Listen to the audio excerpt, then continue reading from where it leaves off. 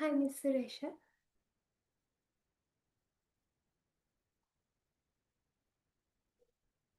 Hi, Miss Suresha. Can you hear me? Hello, Miss Ashadi. Yes, you can hear me, right? Sorry. You can hear me, right? Yes, I can clearly hear you. Could you please share the screen so we can confirm that students can see the screen? Yes, you can see me as well. Yes. Okay. Mm,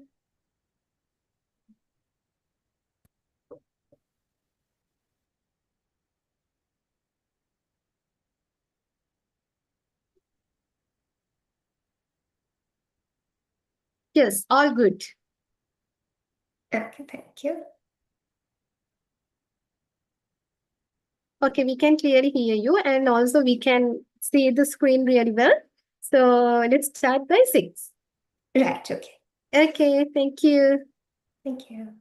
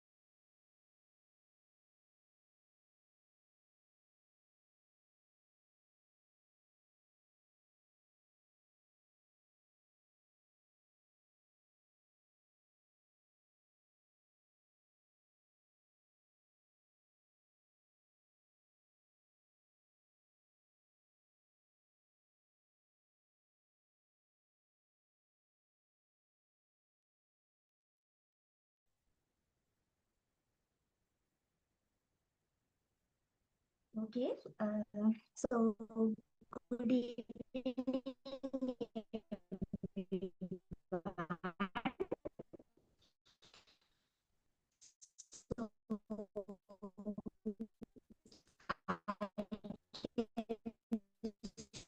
See so many parts right now. So thank you.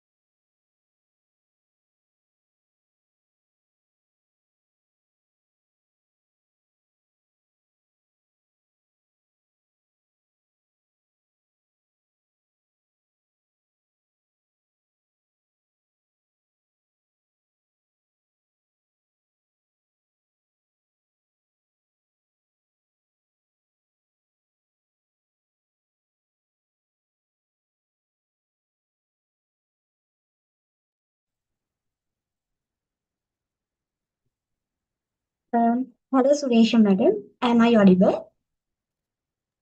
Yes, yes, Okay. we can hear you really well now. Okay, so I got to know that you couldn't hear me earlier, so I will repeat the message again. So since so many students are joining right now, let's wait for like 1 more minute and then let's start the session.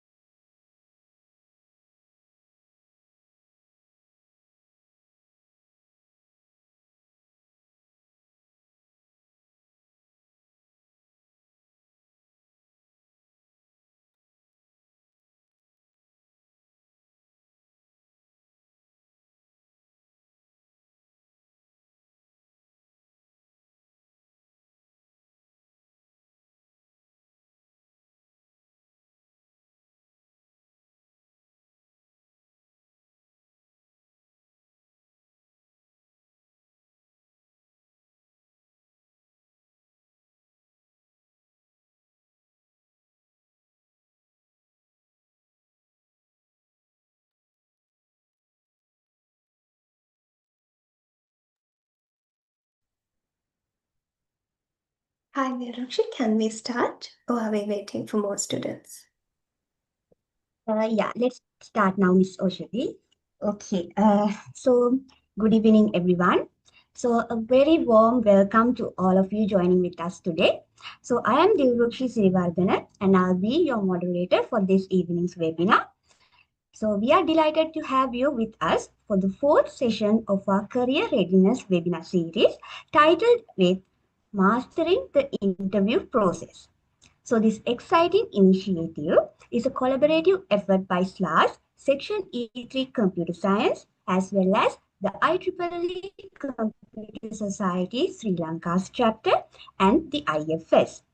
A heartfelt thank you to the organizing team for bringing this valuable series to life, bridging the gap between the academia and the industry, and guiding the students to become job ready. So a quick recap on what we have done so far, the webinars. So we have successfully completed 3 impactful sessions so far. The number one webinar was what the industry looks for in fresh graduates. The second one, crafting a professional CV and LinkedIn profile. The third one we did last week was on exploring diverse career pathways in IT.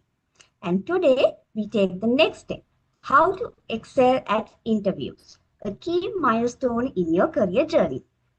So before we begin, let me give you a quick reminder about the housekeeping guidelines. So kindly keep your microphones muted throughout the session.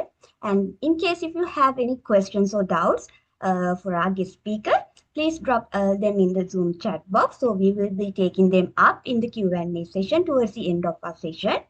And please note that this session is being recorded for learning purposes. And most importantly, please refrain from drawing unnecessary content on the screen. So let's move on to the introduction of our distinguished guest speaker for today's webinar. So it is my absolute pleasure to introduce our speaker for today, Ms. Oshadi Kaumada. Ms. Oshadi is the Employer Branding Specialist in Global Talent Acquisition at IFS, Sri Lanka's largest IT sector employer with nearly 3,000 professionals.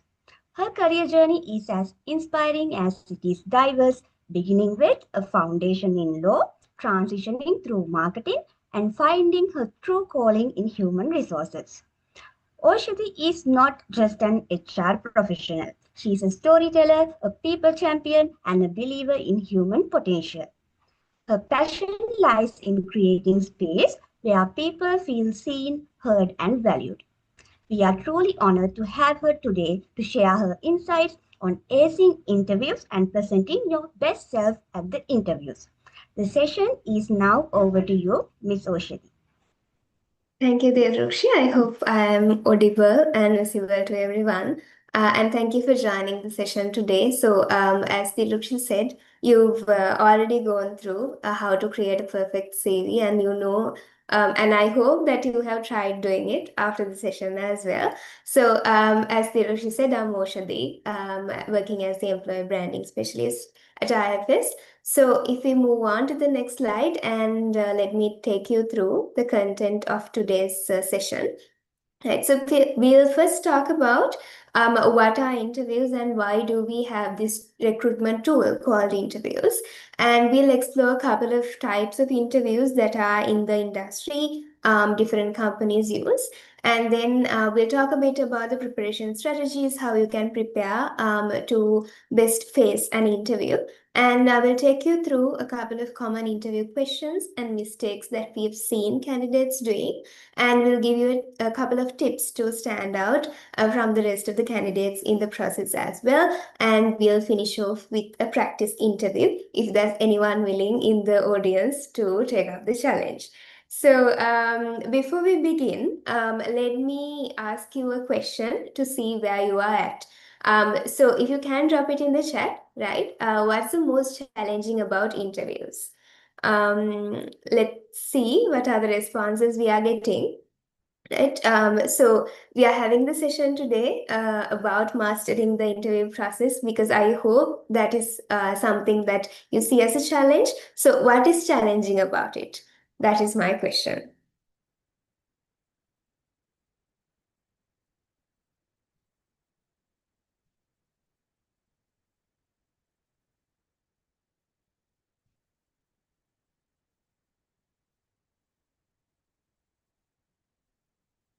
Right. So Tharendra says the most challenging part is staying calm under pressure while giving clear and confident answers, especially to unexpected questions. Really good. What else? Getting nervous. Practical questions, making a good and remarkable impression to the panel. Yes. Lack of confidence. Any other answers?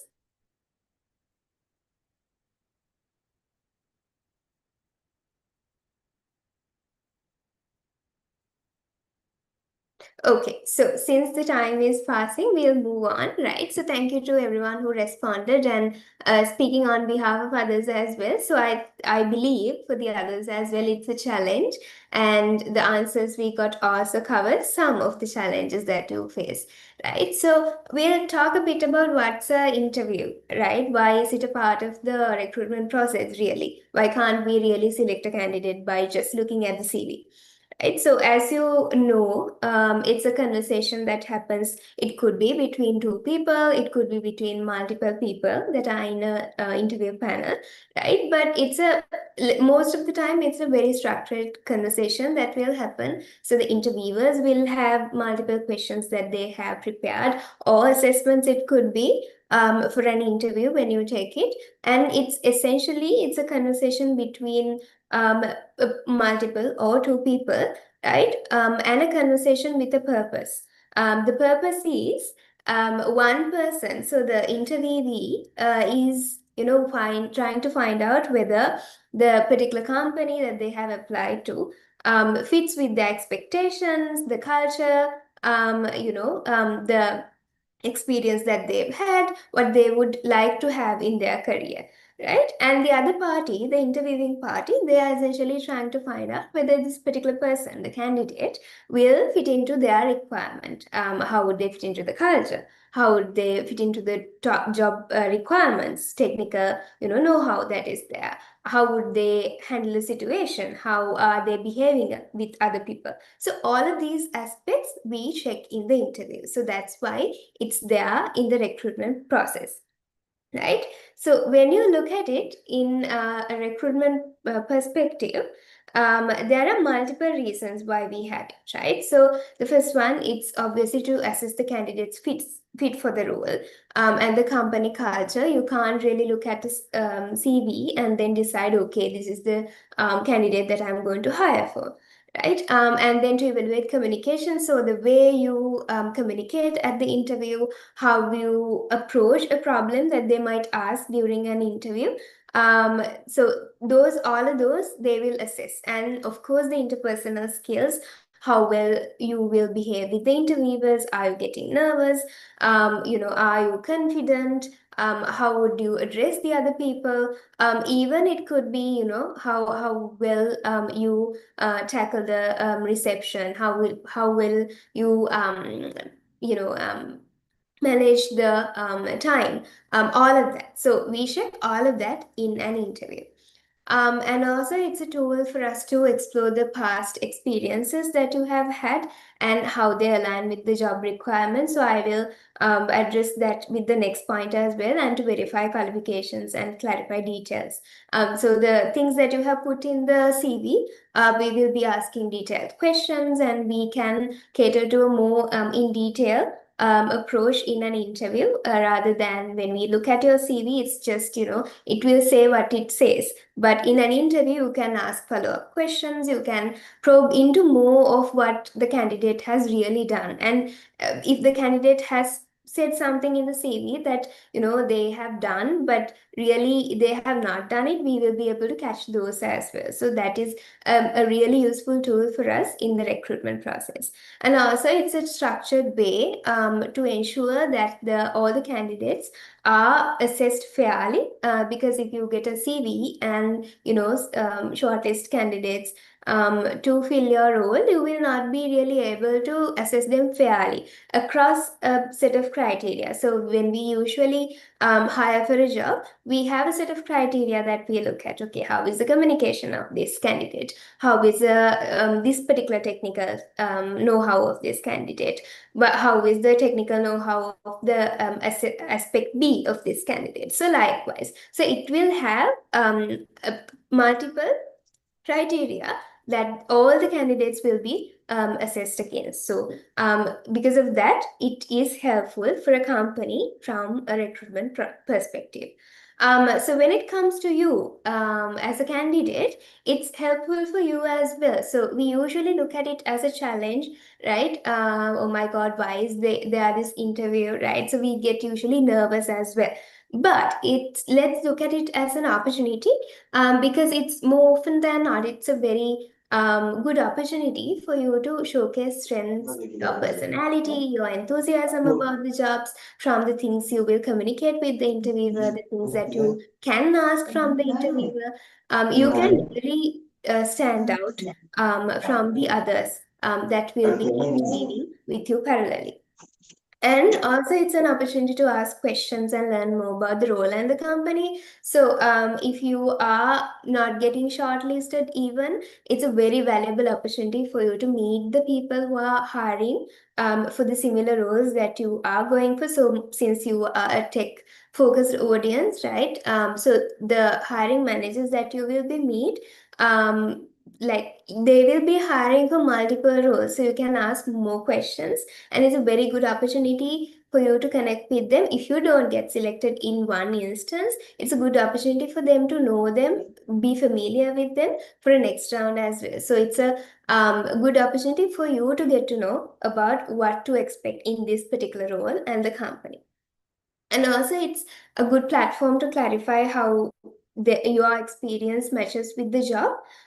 So if you were thinking, okay, I will be doing this particular job A, and sometimes it could be, depending on how the company has put the vacancy out, right? Sometimes when you come out of the interview, you might be feeling, okay, it's not what I was expecting.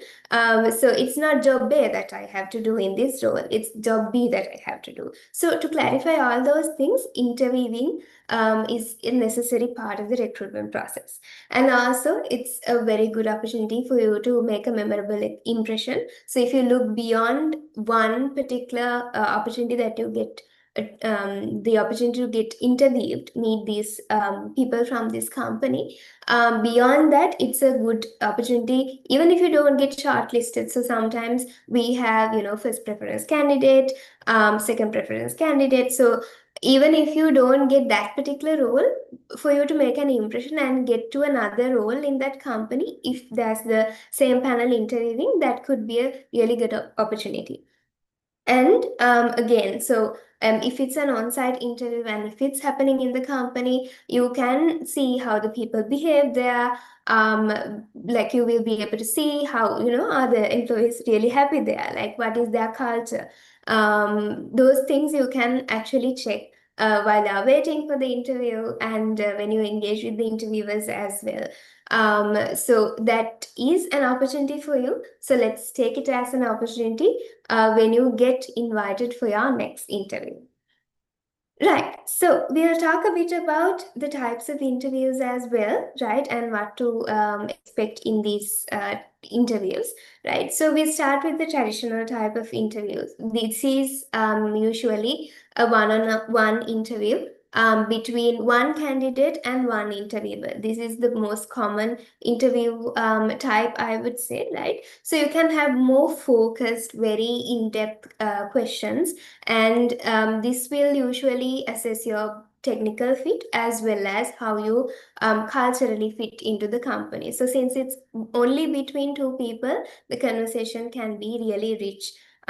So that is the traditional type of interview.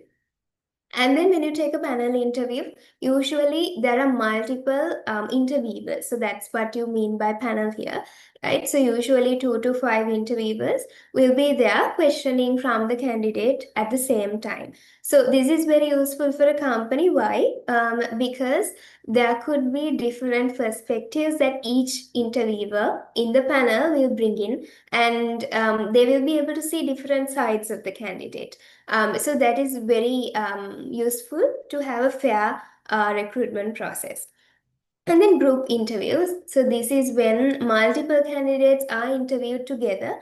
So this is mostly used to assess the teamwork, communication, interpersonal skills, leadership skills. You might have heard of, assessment centers. So this particular type of interview is used for that. And then technical interviews, obviously, it's assessing the candidate's technical know-how in a given area. And also it can test your problem solving abilities. So it can include, coding tests. It could have assessments, case studies, things you will have to do on the spot in that interview given time period. And then behavioral interviews. So this is you will be given questions or situations where you will be assessed on your behavior, how you handle the situations, if when and if they arise. And then phone screening, this is most of the time a short call that you will receive from the hiring team, where you will be questioned information based on information that were mentioned in your CV. For an example, if you have told you engaged in project A in a particular company, you will be asked more in-depth questions that the hiring manager or the key hiring personnel wants to know on a particular detail that you have mentioned in the CV. So these are a couple of interview types, and that's how it's being used. And if you go to preparation strategies, right? So since now we know that interview is an opportunity for a candidate, right? When you go for an opportunity, you somehow want to get through it. So we'll see a few of the preparation things that you can do in terms of preparing for your next interview. So the first thing is very obvious, but we see candidates coming into interviews without doing this very basic thing, which is researching about the company and the role. So be very thorough about the company that you have applied for and where you are sitting the interview with, and the role. You might have applied to multiple companies with similar roles, but when a company calls you in for an interview, make sure that you pay the proper respect for their time, the resources that they are allocating for you to meet you in person. It could be online as well, and have a conversation. So if you don't do this, this will show up really bad from your end. So make sure that you research about the company, you know about the company, what they do. I mean, these days it's very, very simple. It's very easy because you have AI. So do your homework and go. And remember the responsibilities, at least not to remember, like have your own understanding of what are the key responsibilities that you will have to do. So when you try to understand the role as well, you will have more questions. You might need to clarify further things. So those you can bring to the interview, and that will actually help you to appear as a more enthusiastic candidate in front of the interview panel. Right? And then understanding the job description, as I said, it's combined with the role as well. But like, do you know where the job sits in the organization? Do you know like how the seniority is? What sort of a role is it? So all of these, properly read the job description and have an understanding when you come to the interview. And if you don't have an proper understanding, if you receive a screening call also, you can ask these questions if you have any, but make interview an opportunity for you to ask follow-up questions. And crafting your elevator pitch, this is very, very important. Right. So for those who don't know what an elevator pitch is, that is usually, if someone asks, what do you do? Like, or who are you? Right. In the time that it takes for you to go in an elevator, usually between 30 seconds to 60 seconds, right? A very compelling, convincing, short summary of who you are, right? You can tell who you are as a person, and what you do and what makes you unique, valuable. So combine all of those and make sure that you have an elevator pitch for the first question of the interview. Who are you? Can you tell a bit about yourself? That, and don't make it longer as well. So keep it to 30 to 60 seconds, and be prepared for that question. And then STAR method for behavioral questions. So if it's a technical interview, or if it's something that assesses your problem solving skills, your leadership, your soft skill side, regardless, there will be behavioral questions that will be thrown at you. So this is, for an example, tell me a time that you came across a challenge and how you solve it, right? So questions like this. So use star method, which is situation. So you first tell, okay, what is the situation that happened, and then you tell the task. So what was the task that you were allocated to? What did you have to do? And then action. So what were the things that you did actively to make sure that the situation gets under control? And then results. So as a result of your action, what were the outcomes that came out? So be prepared for those behavioral questions. You can Google it. You can ask from ChatGPT what are some behavioral questions related to the relevant job that you get the interview invitation for. So be prepared for those. and pay attention to details specific to the type of interview. So your interview could be virtual or physical on site, right? So know whether it's virtual or physical in the first place. What is the duration? If it's virtual, what is the platform that it is happening? Is it on Zoom? Is it on Microsoft Teams? Is it something else? Or like what is the attire you have to wear? Is it a casual, smart casual? Is it formal? So do you have to take a copy of your CV? If it's like a career event, usually the candidates should bring their physical copy of the CVs, like a career fair, or an event that is similar. Right, so if you are printing your CV, how many copies should you have? Are you going to only have one copy? So in that case, you will only be able to go for one company for an interview, because usually if they see you as potential, then they will keep your CV. So have multiple copies. And like if you're going to print it, if it's a on-site interview that is happening, is it necessary that you mention links, hyperlinks in the CV? Is there a different way you can showcase your work? So do think about all of those, right? So if it's a virtual interview, be prepared to share your screen and have your most updated CV there to take the interview panel through. So it's more clear for them if they ask in detail questions, right? And if it's a physical interview, if it's happening at a particular company, like what is the flow? Is there a security procedure? Who needs to be in contact if you're getting delayed? All of those, think about the process entirely and make sure that you have the relevant information to show up properly. Yeah, and also like if it's a physical interview, like are you going to showcase any work that you have done? Do you have your laptop with you to showcase things, tangible things that you have done? So think about all of those when you prepare. Okay, so common interview questions. So we'll go through a couple of common interview questions that will be asked in most of the interviews, and I will tell you why we ask that question as well. So the first question is, tell me about yourself. The most common interview question that we ask.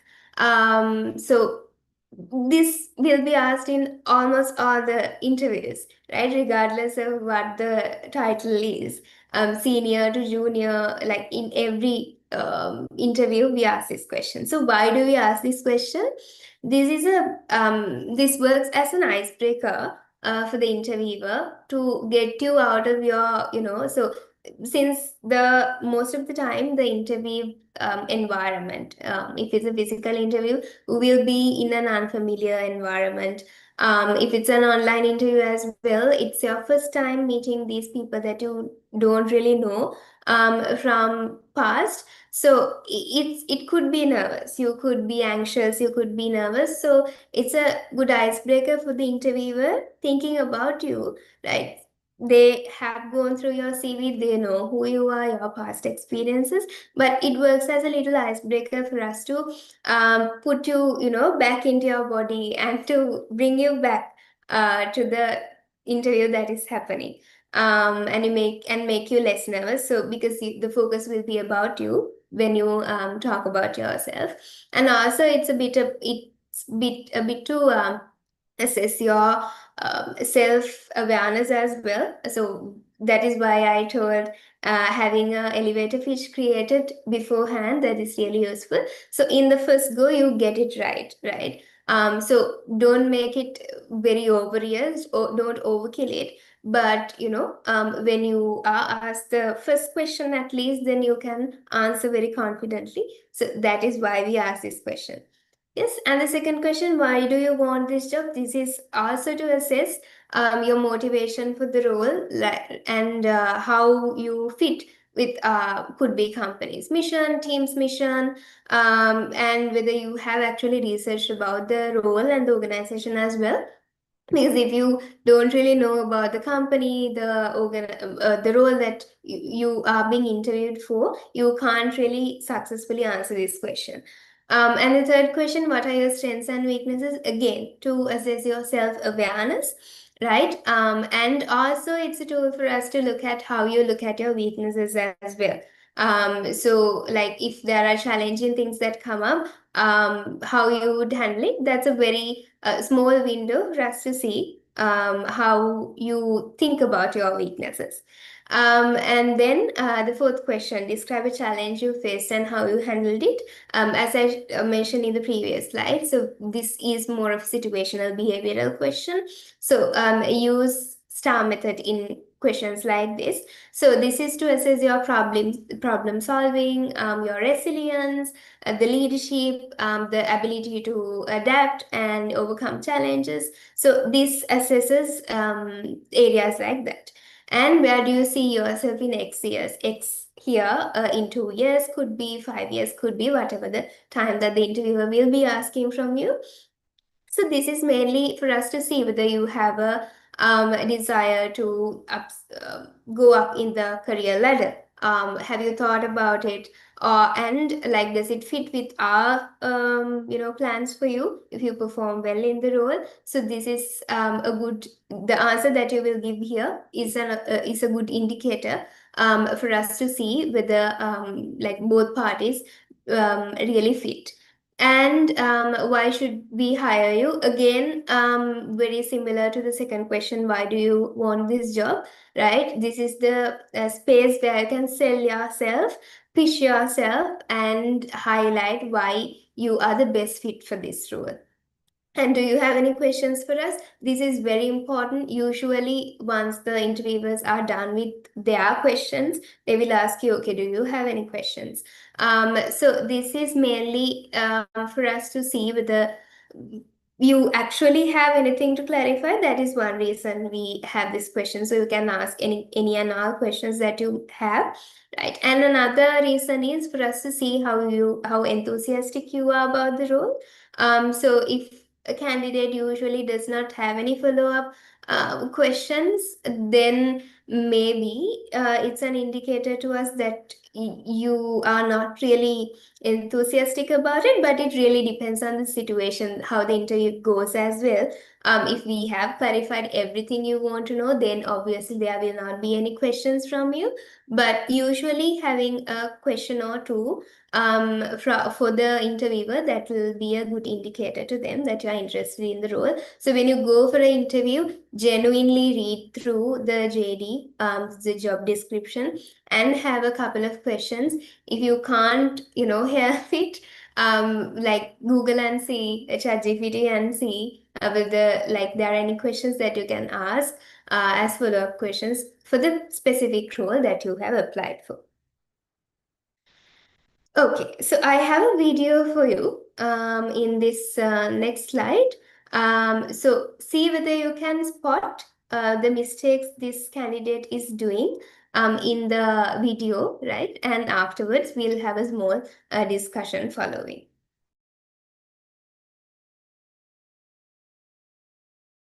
Kilo Code is a powerful, open-source AI coding assistant that's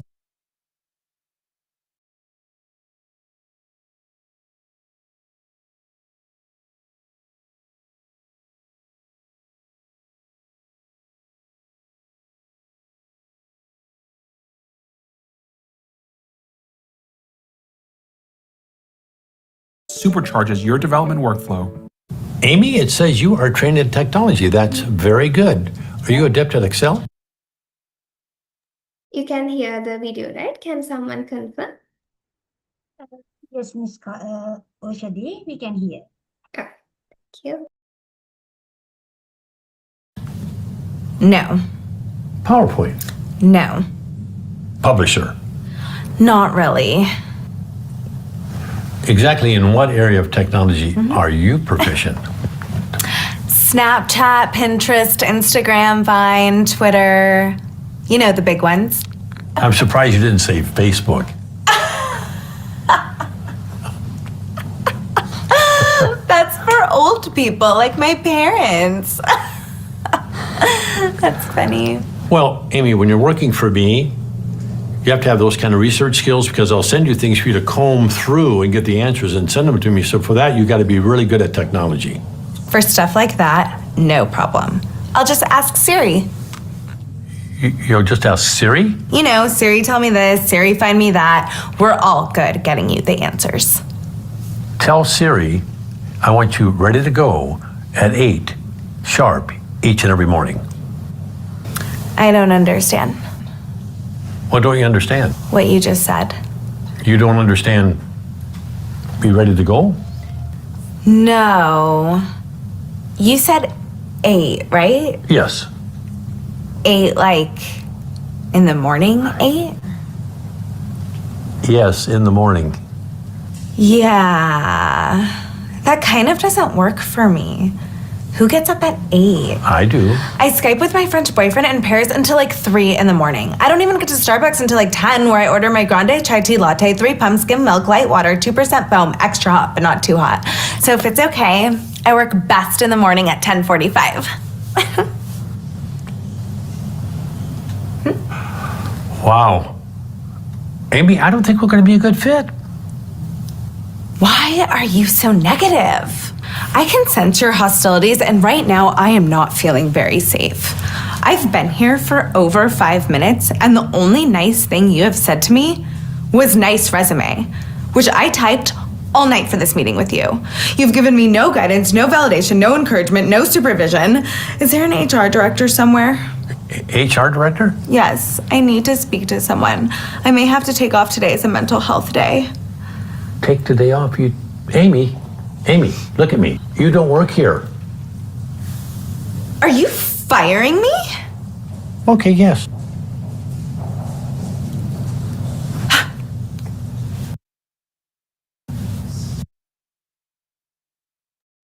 Okay.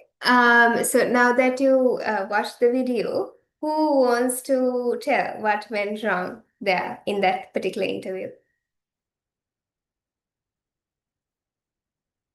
Let's see whether anyone can guess one thing, maybe at least, went wrong in the interview.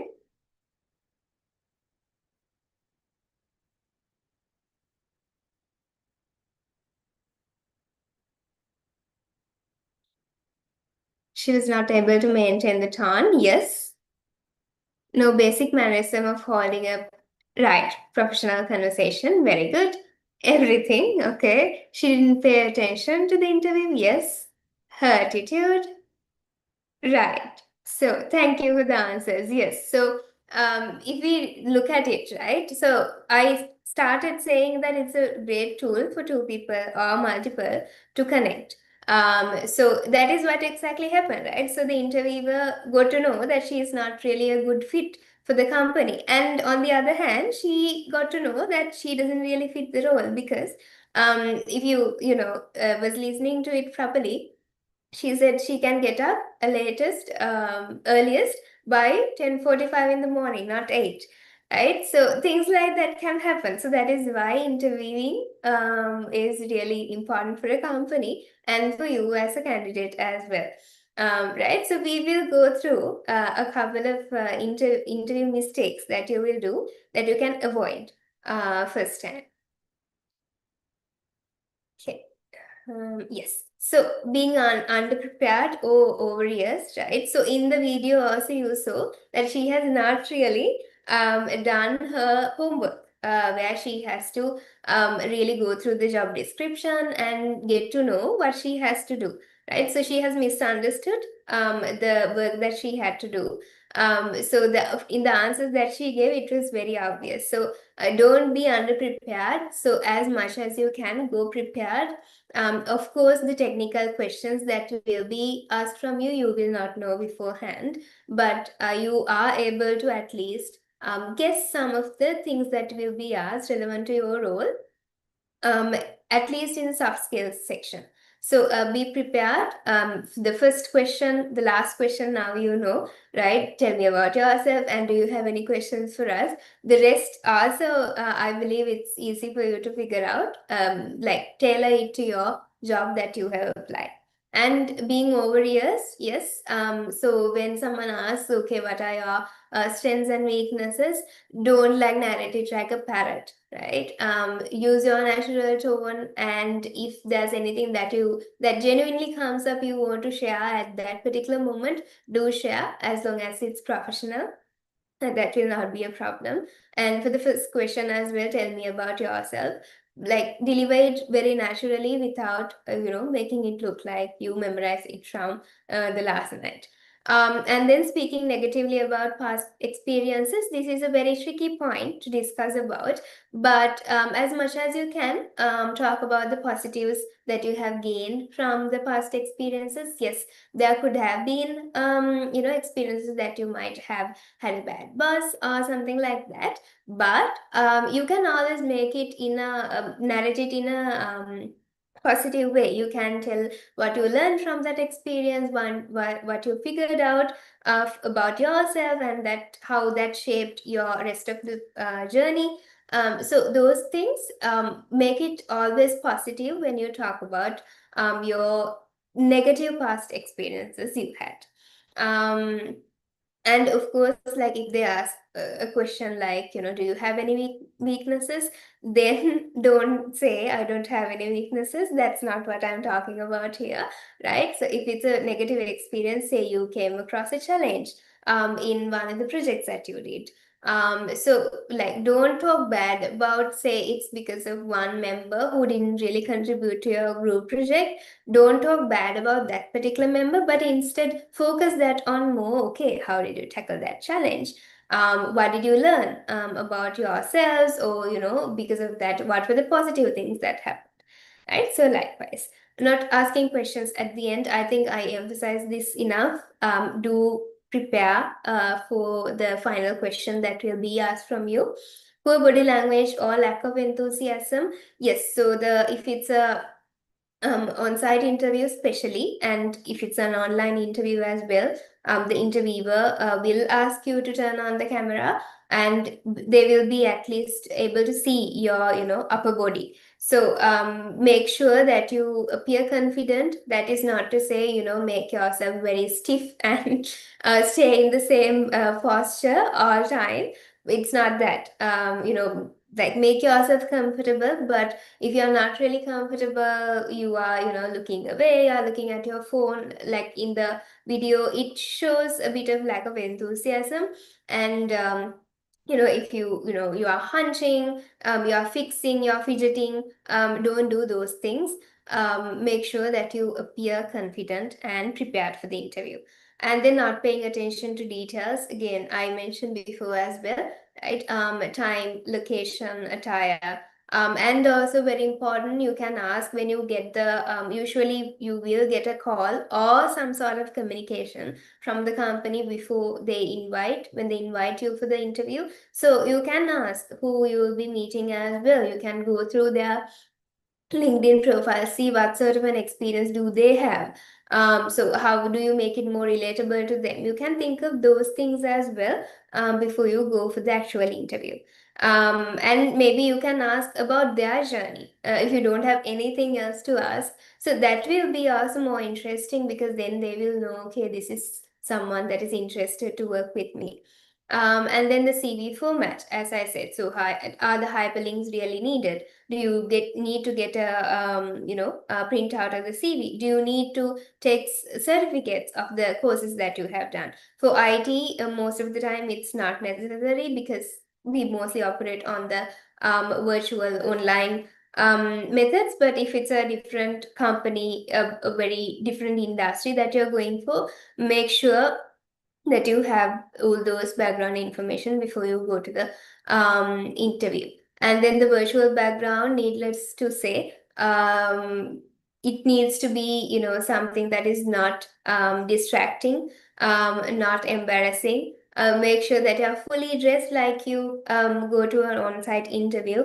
Don't just, dress for the upper body. If something happens and you have to, move around, people will see what you're actually wearing. Make sure that you notify the people around you, maybe people in the home or boarding, that you are facing an interview during this time, and not to come to the room, not to disturb, and to give you space for that particular time slot that you're facing the interview. And also make sure that you have backup. So if you are joining from home, if you're using hotspot, make sure if there's a power cut, is there a way for you to connect with the interviewer? Make sure that you get the best out of the opportunity without regretting later, okay, I could have prepared for this interview more. Yes, and a couple of more mistakes, right? So oversharing, if someone asks you a question, they are within the Department of Professionalism, they are asking things related to your work or extracurricular work, that is not to ask from you professional personal details. So don't overshare. You have the judgment of what you are sharing with the interviewer. So it's for a job that you are being interviewed for, not for something else. So have that common sense with you, and do not overshare things that are more personal in nature. And dishonesty, again, it's very easy to cheat during this era, right? Because you have AI tools, you can quickly type in the question that the interviewer asked, and answer, looking at the screen, the answer that the particular tool will give you. Don't do this, because for a company like IFS, we do take these very seriously. So I'm sure the other companies also, and it's very easy to spot if you are using a tool like that as well. So it's a bad reputation for you. So don't be dishonest, don't lie, don't tell incorrect information. If you don't know something, tell directly that you don't know. It's better than lying and pretending that you know. So make sure that the opportunity that you got, so you got shortlisted from the CV, right? So you got selected for an interview. Do not make that an opportunity for your reputation, your credibility to be questioned. Rather, make it an opportunity for you to be honest, to show up in your authentic self. And not clarifying questions if unclear. Yes, this is also very common. So if you really don't understand the question that the interviewer asks, you can always ask back them. It's not really clear to me. Can you repeat the question? If it's still not clear, can you tell? You can narrate what you understand. Okay, is this the idea that you are asking me? Right? So then they will be able to tell you, it's not that particular idea that you said, it's different from this viewpoints. So ask those questions, ask question back if it's not clear, and get those clarified and give the correct answer, rather than answering to a question that you really don't know what it is about. And overconfidence or arrogance, you saw in the video as well. Overconfidence, the girl was a little bit overconfident, I would say. So she thought she was actually hired, right? Because she asked, are you firing me from the hiring manager? Which is not really the case. So that also indicates that she did not really know about the recruitment process as well. So you don't really, unless it's like a spot offer, which is a different process that the companies would have to give an offer to a candidate on the spot at that moment, right after the interview. The environment that was there was not really that in the video, right? So she didn't really know what the process was to after the interview, what is the next step. So she didn't know all of those. So don't be that. Show up as humble, honest, and face your interview. And also arrogance. If you know someone at the company, don't, and especially if they're in a higher position, don't mention those. I would say rather, it's okay for you to mention those during an interview. And to be honest, especially let's say they submitted your CV through a referral or something like that, but and if they are like a family member, things like that, that's okay to disclose, right? But don't be arrogant, and try to show that you earned a place in that particular company. That will not show up really well on you. So always make the interview an opportunity for showcasing your talents and to convincing the interviewers that you are the best fit in terms of technical skills, the soft skills, and the other things that the interview panel will be looking for in a candidate. Okay, and then a couple of tips to stand out. I think someone is writing on the screen. Yeah. So use specific memorable examples, so be authentic. So this is very important. So once we do interview, sometimes we remember some of the candidates because they are genuine and they really make the interview an opportunity to express themselves, showcase who they are, and show up genuinely. So as much as possible, when they ask about you or your strengths, don't just, like you can search it on Google or AI and answer, but as much as you prepare for the interview, make it an opportunity for you to include specific examples of the things that you're going to mention as well. Say for an example, you are saying that courage is one of your strengths. So then have a couple of examples ready from your career or your university life to really showcase that particular strength that you are talking about. So likewise, make it very memorable because the candidates we are interviewing for one job, like they all don't have the same personality. So they are different personalities. So the more you show that, show your true self, you will come off as authentic and people will remember you after the interview. And show up ready, right? We talked a lot about the preparation strategies and really go to the extra mile and think things that you will learn. So I will tell one of my experiences. So one of the teammates that we are currently working with in our team, we really saw when we were interviewing him, right, that he was very enthusiastic about the role.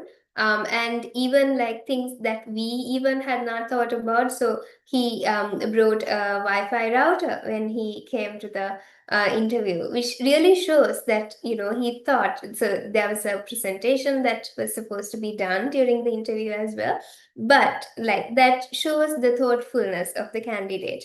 And it was a good point for him to stand out from the other candidates that we met for that particular role. So really go to the extra mile and see what are the things that you will have to go prepared with. And when you do that, people will look at you differently. And show curiosity and ask thoughtful questions.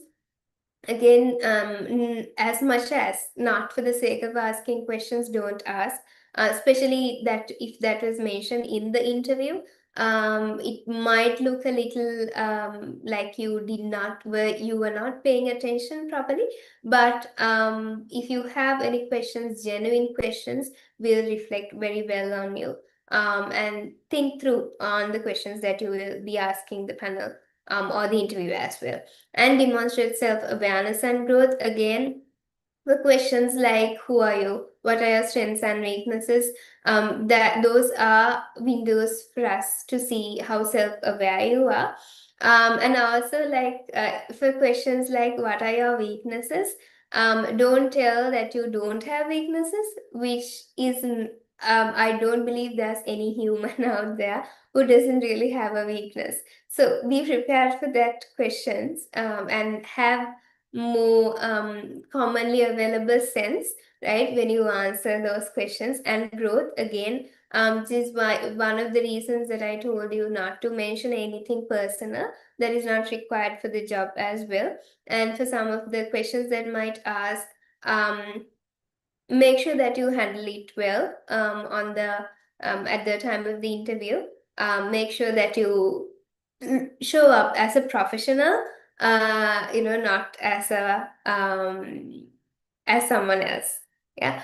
And then follow up with a personalized thank you note. This is not, of course, this will not see, if you did not perform well in an interview, this will not help you land that job, but this is a nice to do, right? So again, for this, trying to do this, don't lose your opportunity of getting selected to that company. That I have to say. If you go and stalk your interviewer or the recruiter that you were interviewing with or had the screening call with, don't go and stalk them, don't do unnecessary things, because that will not give you an upper hand in the interview process. But say you received a like the interview invitation through official email from that company, so then you can write up on that same platform, if there's an option like that, saying it was great to meet you yesterday. I look forward to hearing back from you soon. Or you can actually, in the interview itself, ask, when can I ask, when can I hear back from you? What are the other steps that are involved in the recruitment process? So things like that you can do, but this particular point, the thank you note, it will not give you an upper hand, but it's nice to do. Right.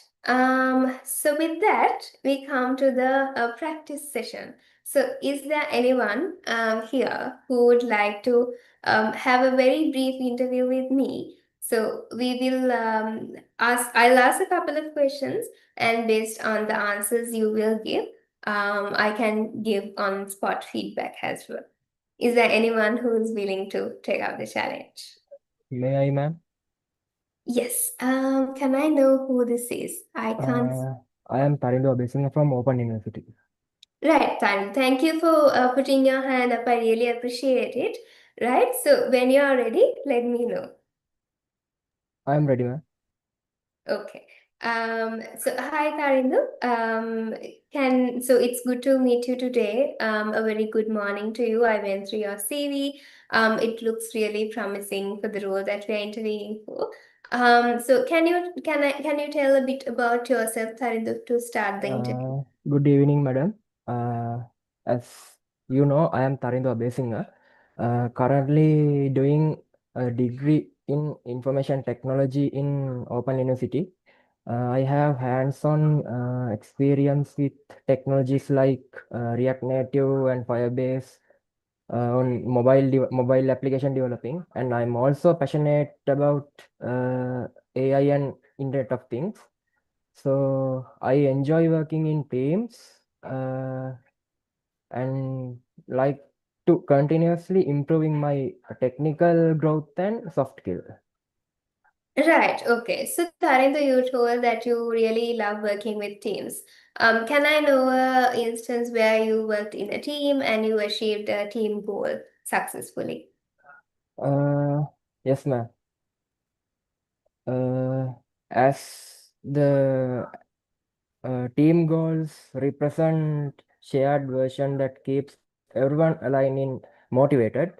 So I contributing myself by communicating clearly, supporting teammates, and also staying focused on a vision to make the product possible.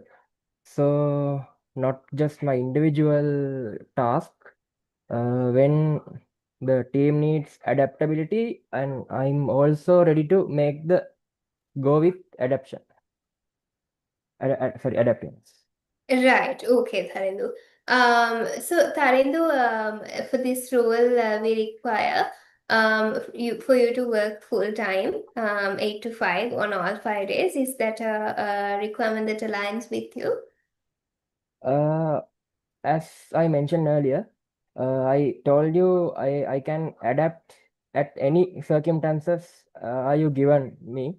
So I'm okay with the 8 to 5 working hours if it is necessary. Okay. Can I know a couple of your strengths and weaknesses as well, Tharindu? Because this is a Yes. yes. I am a fast. Sorry. I'm a fast learner, and I would like to gain more experience from everywhere. So my weaknesses are I am overthinking person. So I am I am on my way to changing that as soon as I can. That's my strength and weakness. Right. Okay. So thank you, Tarindo. I will give a quick feedback on what we just did, right? Thank you very much, ma'am. So I think if I am correct, I mentioned good morning. I think you mentioned good evening. So have the have the greeting like correctly. And the introduction you gave for the first question, it was nice. But I think you can improve that more. That sounded a bit generic to the side. So would I remember you after the interview? That's a question mark there for me. So you can add in more, not more, but you can make it more customized, right? What are some of your values? What are your passions? Are you a part of a university, let's say, club or a society? You mention your tech stack, which is really good, but you can add more there. But don't make it, too long as well. Just have maximum it up to 60 seconds. And then I think I asked a question on the behavioral side, since you told that you're a team player. I asked, like, can you tell me a time that you worked in a team and achieved a team goal successfully?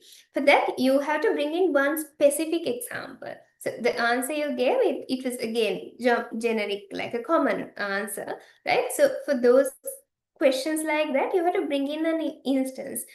Say during this particular project that we did, there were 5 team members and we did this. So we achieved, this was what we were trying to achieve. So we achieved it successfully. If there are any, achievements, special things that you accomplished through that, you can bring in that.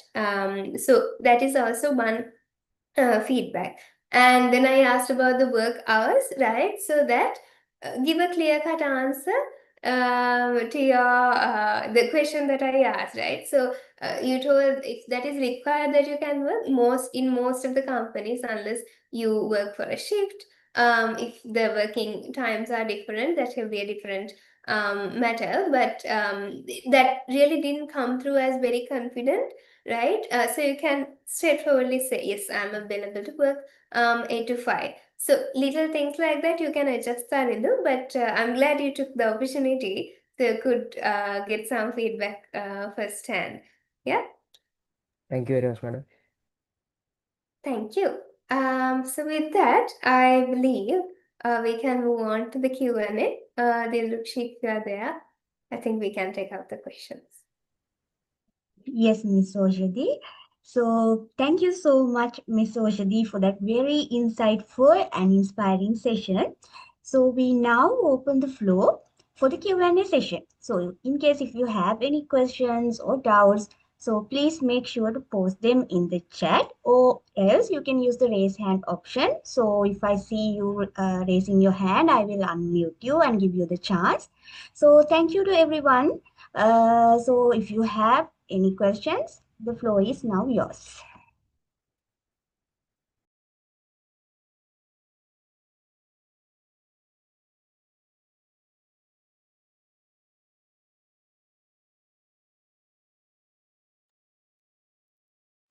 Yes, Miss Oshadi. So we have one question.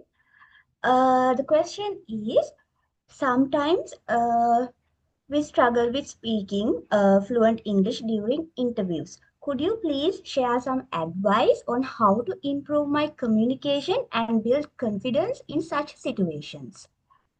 Yes, thank you for that question. I think it's a very valid question, being English not being our mother tongue, right? So one thing, I think I'll give you a couple of options. You can pick what's best for you, and I'm sure there are more as well. One option is you have peers, right? You have friends. So you can ask them to pick a relevant job that you are interested in applying, right? Or maybe you have already applied as well. So research about a couple of potential questions that may be asked from you. If you have a friend who's good at interviewing, or can act as the interviewer, do interview and see how you come across. Since they are your friend, you will be able to get honest feedback, right? So ask them what did they think. Or if you have any seniors who can support you, who are in the industry, get interviewed by them. Ask them, this is the particular position that I applied for. Can you interview me and see with how I perform and give me feedback? So that is one. And there are, if I'm not mistaken, there are tools, AI tools that will assist you. That will assist you in assessing your communication skills as well. Will help you to prepare for interviews. And like I mentioned, that don't look overreached as well, but you can always go prepared for questions that you know there will be. There's a 50% chance for them to be there, right? So have those, do those homework and be ready. So then you are able to tackle some of the questions very confidently. Of course, if you stumble, if you can't find the right word, or if you feel like you are not able to properly put up the idea out, then that's, I think, it's fine to happen, right? Because we are from Sri Lanka, we are not born with English, right, speaking skill. So that is fine. And I think like when we say English proficiency, the communication, we don't want people, especially for the tech roles, right? We don't want people who can do, English literature. We don't want people who can write books, right? We just want people who can communicate, like give an idea to someone so that they can understand that idea. And also you are able to listen to them. You can gather what they are saying and understand it. That is what is important. Of course, if you know, like, a little bit more words, if your vocabulary is very rich, then that will be, that will show in the interview, but it's not really the purpose. So, I would say prepare, rehearse, do a couple of interviews with the friends before you go for the interview. And I think with the practice you will be fine. And if you really think that is that's something that you have to work on, I would say start speaking in English with the peers that might not laugh at you, who will understand what you are, working on. So that will help you to get there and be fluent one day. But I think that's something that is fair to be seen in an interview, that we really brutally do not assess against. Okay, so thank you so much for your answer, Miss Oshadi. So I hope that answer answered your question really well, Bhatia. So the next question is from Chatumi Devmini. The question is, what kind of technical questions do you ask for an SE intern in your company? Right. So for this question, I am not able to give you a very straight answer, because the reason being from the HR team, right? And when you say a software engineer role in IFS, we have different teams. So we have R&D team, delivery team, support team. So it could be different sub-organizations within IFS that you'll be interviewing. And it also be like, if even if it's within R&D, there are different sub teams that are there as well, working on different things. So since it's a truly dispersed, a very diverse team that we work with, I'm not able to give you exact questions, but do expect some of these questions I mentioned in the commonly asked interview questions to be asked from you. That is for sure. And also they will test your problem solving skills, how analytical you are. They might sometimes ask you, give you some mathematical questions. That really depends on the role, the team, and the tech stack that they are working on.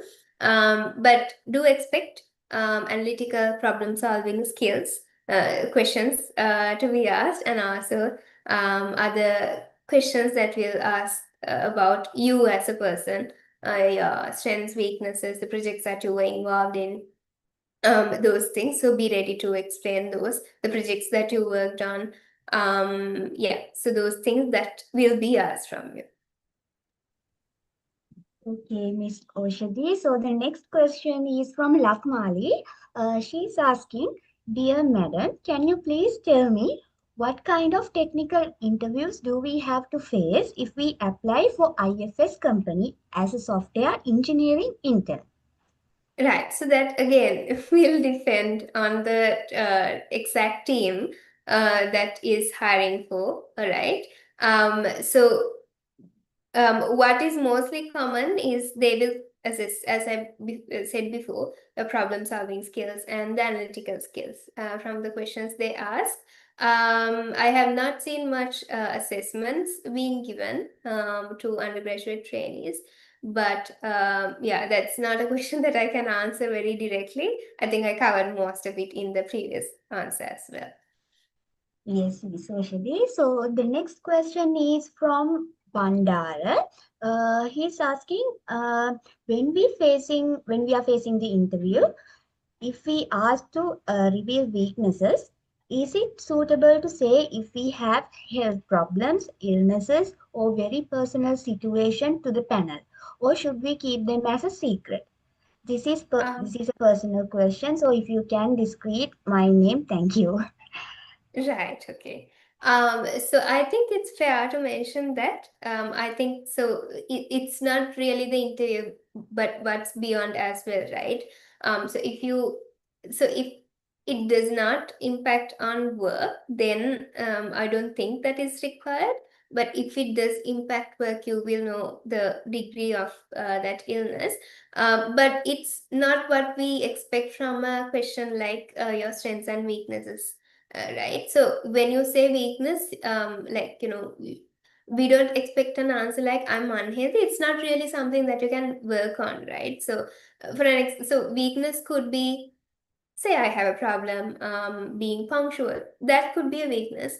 Another thing could be like Tariq said, right? So he overthinks.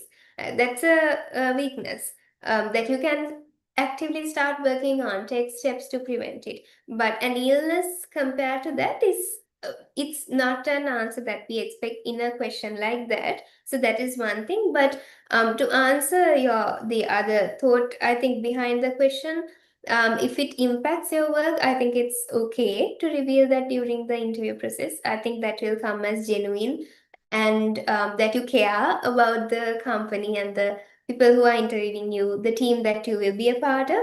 I think that will be positive because if you get shortlisted, if you don't reveal it and if it affects your performance at work, then it will come across as okay, this guy didn't I don't know whether you're a girl or a boy, right? What you identify with, but let's go with guy. So we are not really sure why this guy didn't tell it beforehand, right? So rather than having that situation, I think if you can be honest and direct, I think that will be taken as a positive. So as long as it disturbs your work, you can tell. Otherwise, if it's a very, confidential thing that does not need to be said, you really don't need to mention that. All right. Thank you for your answer for that question, Ms. Oshadi. So the next question is from Tarindo Abesinga. He is asking, Madam, how do you stay calm under pressure while answering, especially when we are faced with unexpected questions? Yes.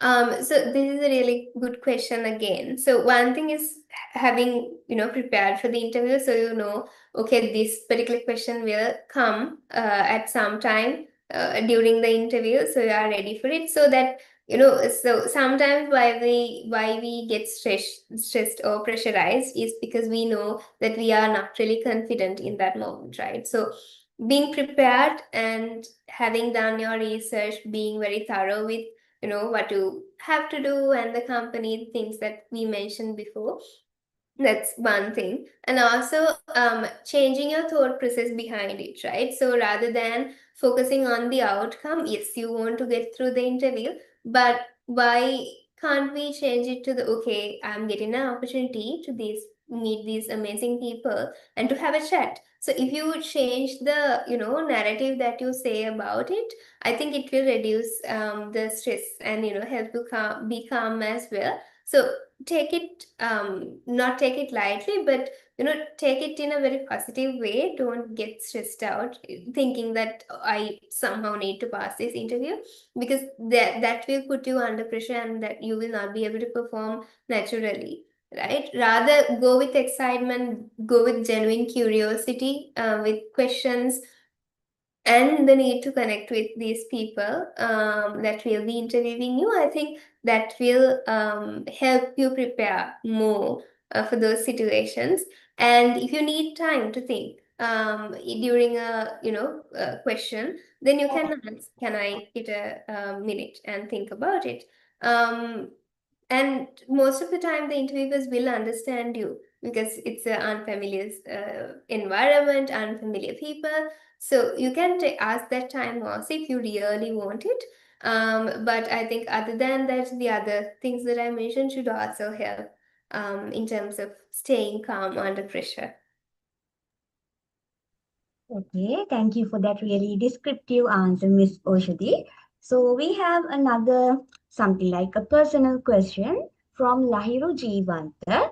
He's asking, Madam, I have some vocal fault. Especially when I get panic, I have vocal stammering.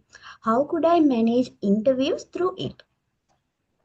Right. So I think similar sort of answer for that as well, right? If you change what you tell about yourself about the interview, I think that the fear, the nervousness, the anxiousness, anxiety will go away a little bit and help you to stay a bit grounded and face it more naturally without putting you under pressure. So like be prepared also, change the way you think about the interview. If you are genuinely excited about it, then it will come naturally to you. So go with that genuine curiosity when you go for the interviews. Okay, so the next question is again from Chatumi Devmini. She's asking, some companies use AI in CV reviewing. How is AI used in the recruitment process in tech world? I think this is a question that we could have taken up in the previous session that we Yes, did, of course. since it's Yes. yes. Okay, so let's skip it for the moment. So the next question is, if there is a panel to interview and we have to face interviewers one by one, and they are in one hall but separately with few steps of distance, should we excuse ourselves from every interviewer? I didn't get that question properly. Okay, so I will read it again. So the question is, if there is a panel to interview and we have to face interviewers one by one, and they are in one hall but separately with few steps away, should we excuse ourselves from every interviewer? I think he or she is referring to something like an interview in a career guidance program or something like that, maybe. Right, Yeah, okay. yeah. Yes, thank you, Dilukshi. So I think excuse, I believe it's more like greeting and when you leave, what to do, right? Yes, you can. So if it's a handshake, you can like do the handshake with everyone. But if they're like you will be able to figure it out when you go for that particular to the particular room that you're mentioning, right? You will be able to figure out whether they're a key interviewer that is there, a main one. And if they like, you will see, like if they give their hand, yes, of course, give your hand and greet everyone. But otherwise, if they are not bothered, then don't, of course, go and do it forcefully. But it will be nice to greet everyone. At least give a nice smile and make a good first impression. And if it's like a career event that Dilruksha mentioned, I don't think you need to excuse from everyone or greet everyone, because there will be multiple panels, right? So no need to excuse from everyone. But if it's say 3 people in the panel seated together, right? You can actually do the proper greeting and bid farewell to them, like see how they are acting as well. So that is why I said it's a good tool for the interviewers to see how you how your interpersonal skills are also. So try to see what they want to do, right? Like depending on that, you can act accordingly. But it's always nice to, at least give a smile when you leave, or to say thank you, or if you start the interview, do the proper greeting and to like everyone, and then at least from a smile or a nod, and then start. Yeah. Okay, so I appreciate your really nice answer, Miss Oshadi. So we have another frequently asked questions. The question is, if the interviewer asks a question I don't know to answer, what is the best way to respond without losing confidence or making a bad impression on the interviewer? Yes, I would say if you don't know the answer, directly tell that you don't know the answer. So then the interviewer can move on to the other questions that he or she have set during the limited time that you will be given. Rather than, pretending like you understood that question, that comes off better, saying directly that you don't know, because it shows your honesty. And it's okay not to know certain answers as well. So that is fine for you to say that you really don't know. So maybe like if the interviewer has some additional questions that can be asked during the time that will be saved when you say you don't know from that question. So then they can ask that additional questions and get to know more about you. So don't say if you don't know the answer, don't go and tell lies or try to pretend like you know, because the interview that will create a bad impression. Not properly a bad impression, but that will make you, score less, let's say. Right? So honesty, authenticity always come across well, even if you don't know the correct answer for a question. Okay. So the next question is, even though I can't think of creative answers in my mind, I don't know how to express them directly or tactfully. It's difficult to directly say what comes to my mind. How can I fix that? Yes, I think it's a very tricky question also, right? So I think like prepare more.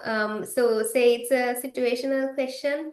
So then you can get feedback, as I mentioned to a previous question, right? From people that you know, ask them and genuinely know what is lacking there, right? So if it's the same type of question that you get prepared, then you will be able to improve over time, right? But I think that's also something that needs to be worked on in the long term, if that's the case. But the quick fix would be to prepare beforehand and get the feedback and then preparing accordingly. Yeah. Okay, so we have another question from Tilini. The question is, Madam, being honest is a crucial positivity, but sometimes I will say it is a new framework which is out of my knowledge. Is it better to say, as I am keen on learning and would love to upgrade my skills while contributing them and enhancing my spectrum, or else what kind of tactic we should use? And being honest is a good quality which shows an attitude of eagerness to learn and expand while giving the maximum knowledge and skills. I didn't get that question, Dilakshi. If you can read it out again. I will repeat it again. So the question is, she's asking if she answered a question saying it is a framework which is out of her knowledge. So the question is it better to say, as she is keen on learning and would love to upgrade the skills? Right, Yeah. Is it right, got it. okay with being honest with that? Yes, that's absolutely fine. I think so, especially for the undergraduate trainee or intern roles, right? We are not looking for interns.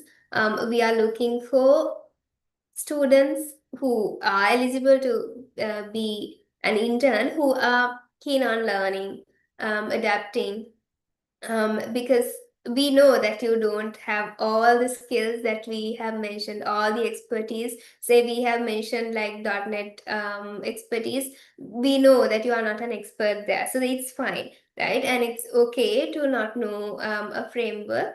You can say that you are willing to learn and explore more, where you can, land there, and it's a good answer to answer a question like that.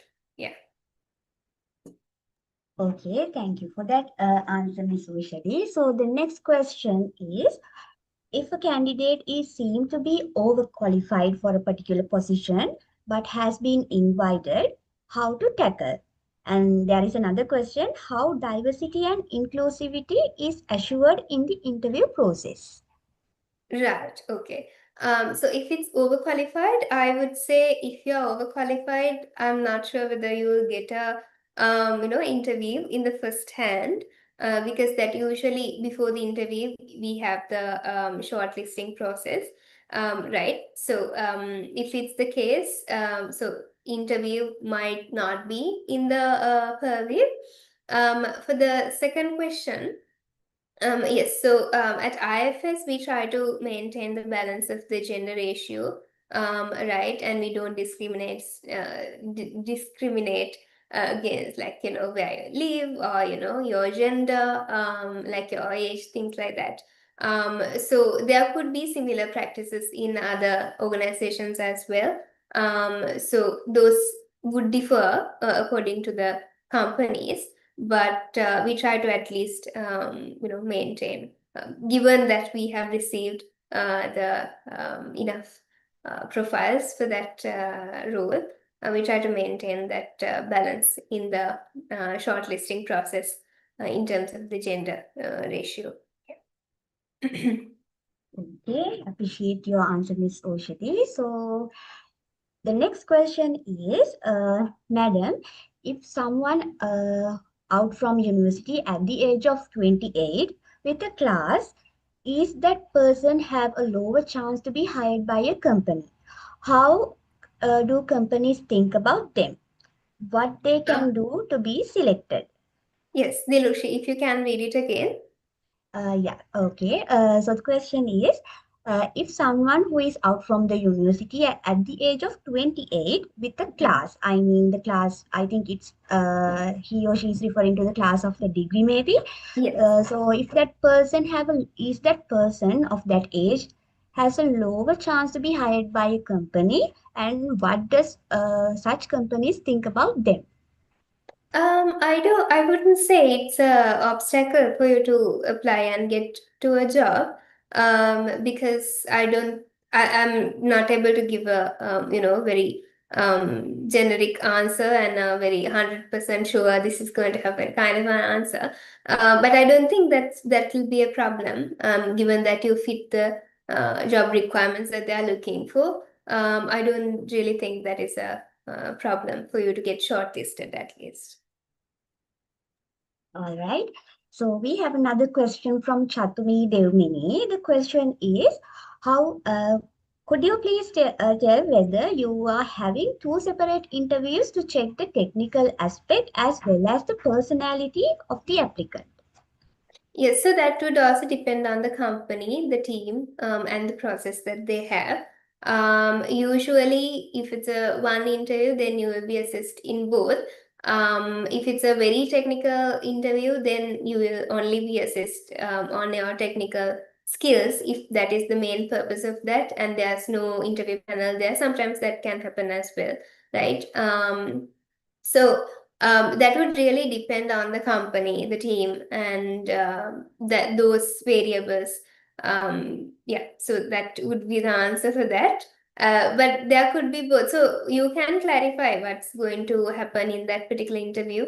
When you get a call or an invite from a company for an interview, ask them what is the purpose of this interview. Can I set expectations? Can you tell me whether I'll be assessed against technical skills, or is it going to be both, or is it going to be only the HR interview? You can ask those from the company when you get an invitation for the interview. Okay, Miss Oshadi. So we have another question from Amarkon. The question is, can we ask directly about the recruitment salary in the interview? Right. So again, that's a very tricky question, right? I would say you can ask. I think that's a fair question to ask as well.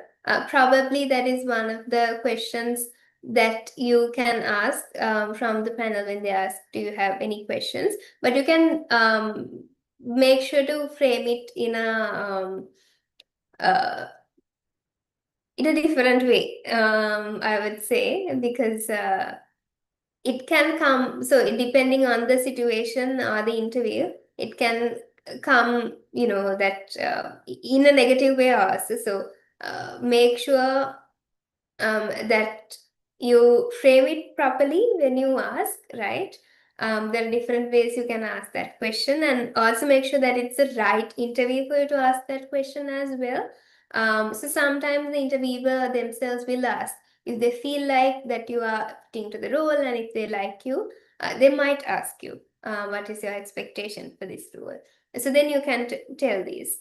But if they, most probably during the interview process you will be revealed that, but do ask it in the right interview. If it's really bothering you, then you can ask them, but frame it in a different way, because it can be tricky, depending on the people that you meet, and the culture of the company, things like that. So if you ask it, frame it in a different way, so it doesn't, especially if it's a intern role, or like a starting very junior role, frame it in a different way, and ask, so that should be okay. But directly asking what is the salary, that is not really recommended, unless the interviewer brings that topic up themselves. Okay, appreciate your on-point answer, Miss Oshadi. So we have another question from Chatumi Devmini. She's saying, I am currently working on my final year project related to the interview processes in software companies.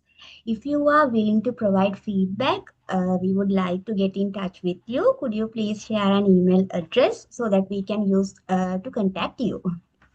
Yeah, so I think you can reach out on LinkedIn. Since this is a public forum, sorry, I'm not able to share my email address here. But you can connect with me on LinkedIn. So the same name that you might have gotten in the flyer, I'm available there.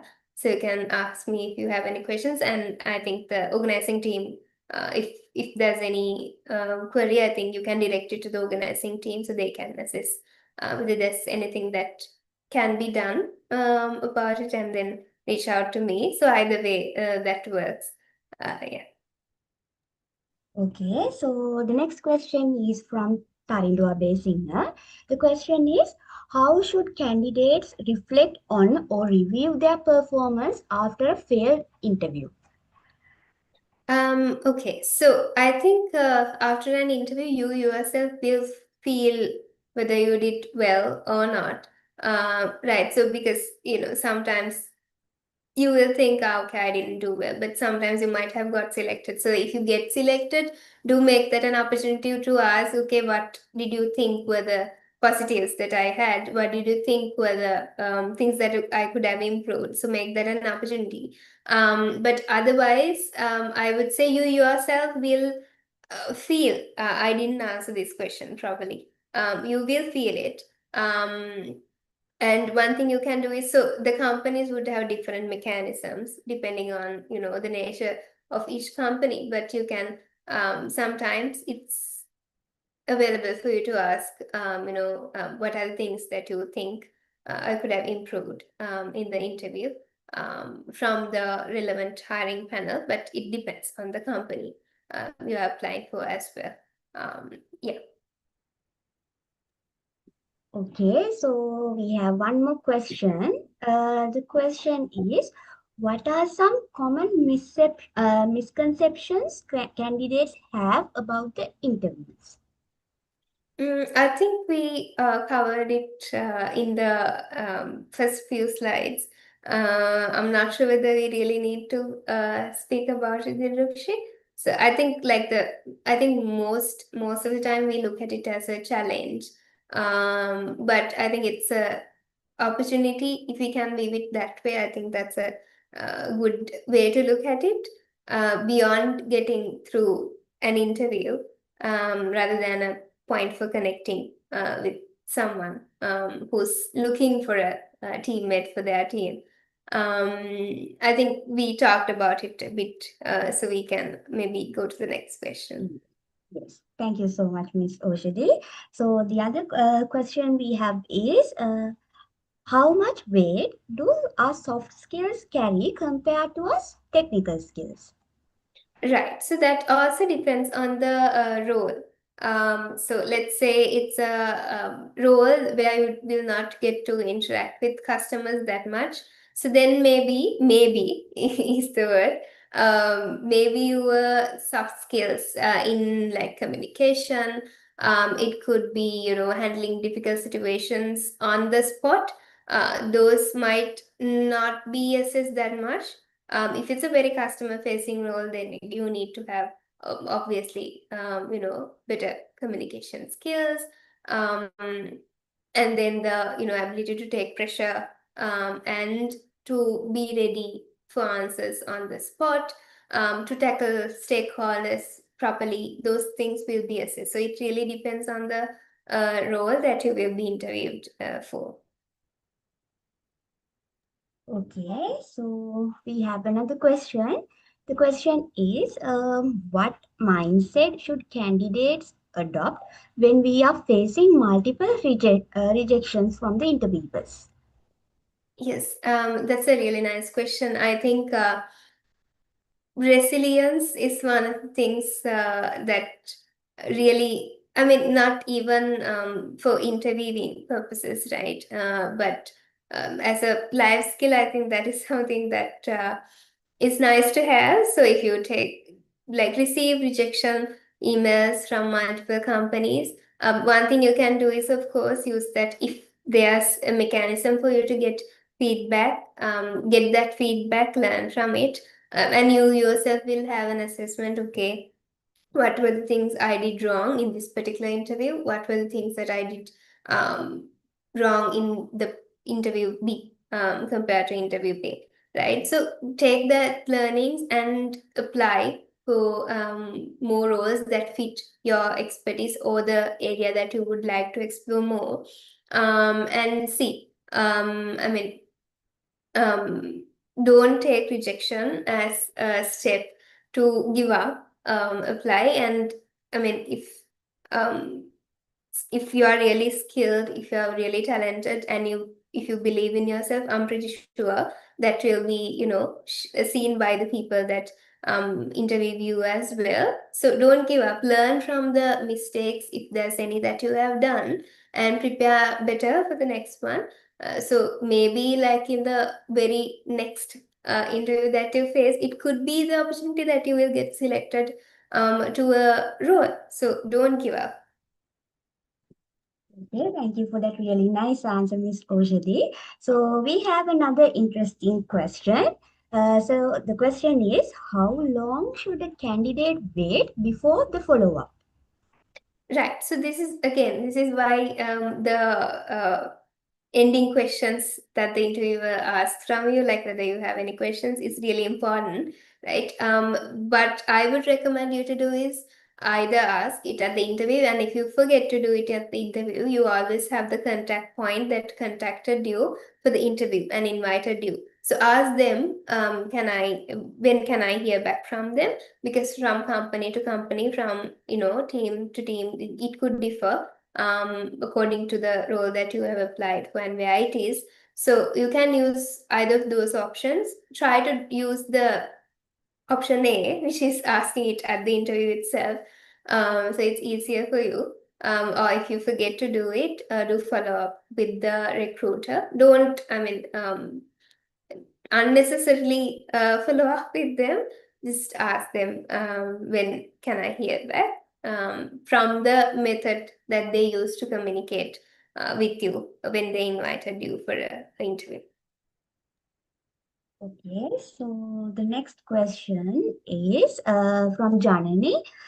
She's asking, let's say there are two people, one person with good technical skills, but who doesn't have a good personality. Would you hire that candidate? How are you going to assess the personality of this applicant? Right. So I think so from the questions that we ask on the soft skill end and the behavioral questions we ask, we can gauge whether the candidate really fits the culture or the personality that we are looking for the relevant role. Right.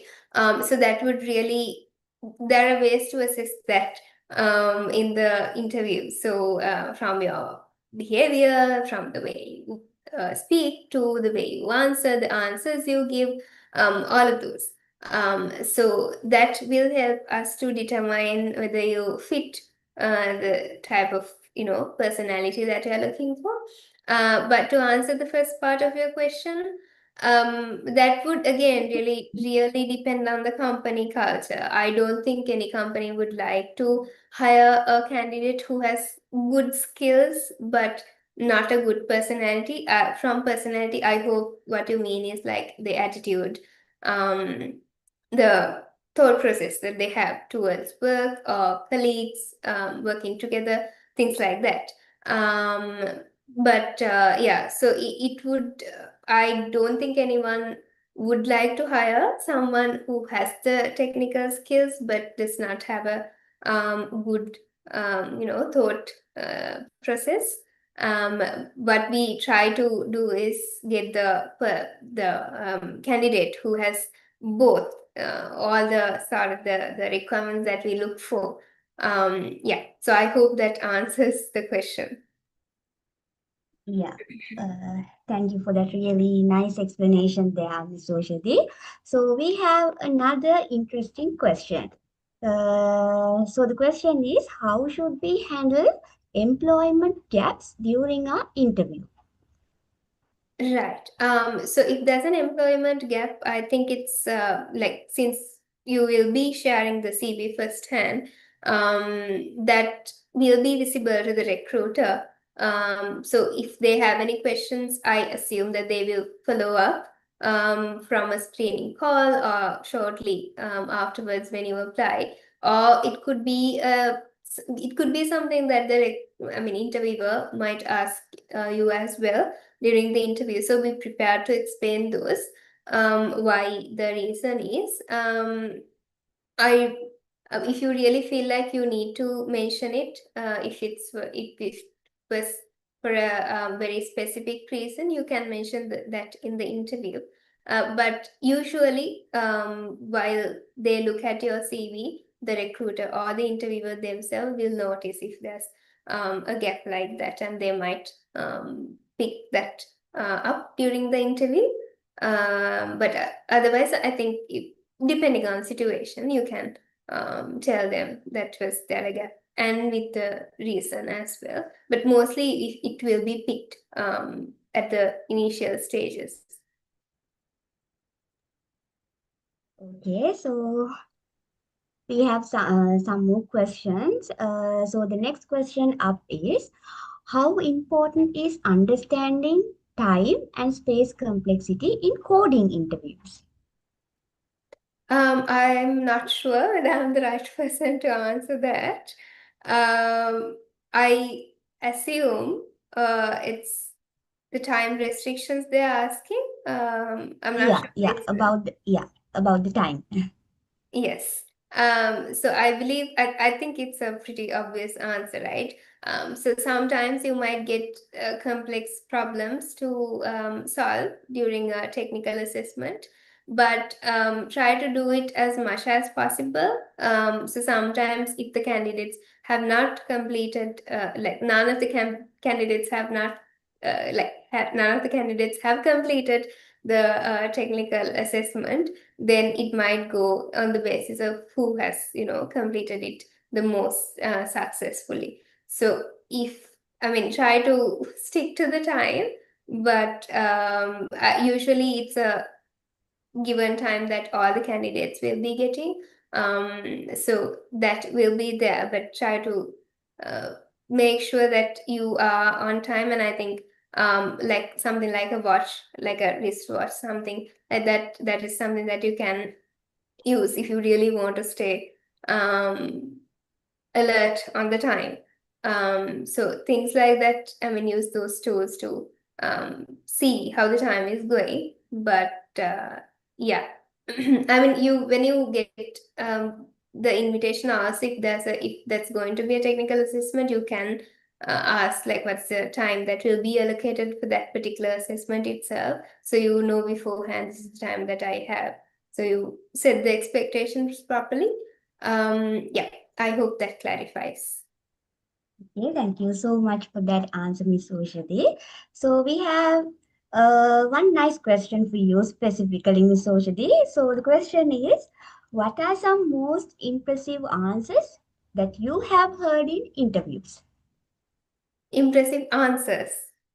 Is there a specific question mentioned? No, she's just asking what are some of the most impressive answers you have heard in interviews. Right. So it really, I would pick some of the things that I have seen, right? So I think I mentioned one of the things. So the candidate bringing the router, which was really good to see from an interviewer perspective. Thinking about, how they can connect the presentation to Wi-Fi if they need to. So that was one. And also I have seen some of the times the students, especially at these physical career events, they really think about what's required to tell at the interview. So when we do like HR interviews, they come and ask from their projects that they have done.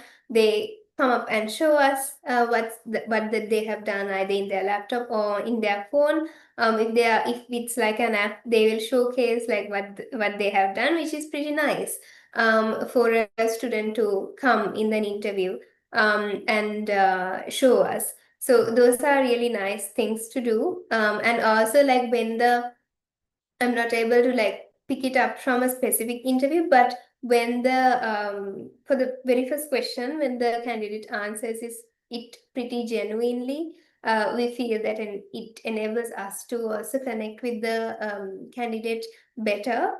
And we remember them later among the candidates.